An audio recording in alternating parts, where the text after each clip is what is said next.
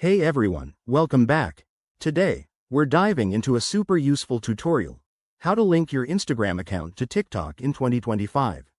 With social media integration getting even smarter this year, connecting these two platforms can help you cross-post content, boost your reach, and manage your online presence more efficiently. Whether you're a content creator, influencer, or just someone who loves sharing moments, this step-by-step guide will get you set up in no time. First things first, make sure both your Instagram and TikTok apps are updated to the latest 2025 versions. This ensures you have access to the newest features, like enhanced privacy controls and AI-assisted linking. Okay, let's jump in.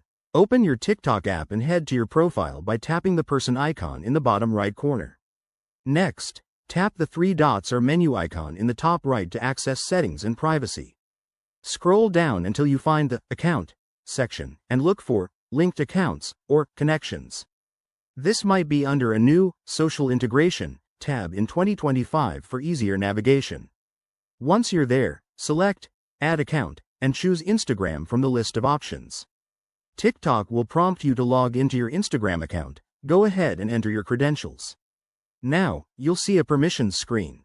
This is where you grant TikTok access to share posts, view your profile, or sync content. Be sure to review these carefully. 2025 updates include more granular controls, so you can pick exactly what you want to share. Hit Authorize or Link Now, and TikTok will verify the connection. If everything goes smoothly, you'll get a confirmation message. But if you run into issues, like an error code, double-check that your accounts are in good standing, no restrictions or violations. Sometimes, clearing cache or restarting the app helps. And there you have it. Your accounts are now linked, making it easier to promote your Instagram Reels on TikTok or vice versa. If you found this helpful, give it a thumbs up, subscribe for more tech tips, and drop a comment if you have questions. Thanks for watching, and I'll see you in the next video.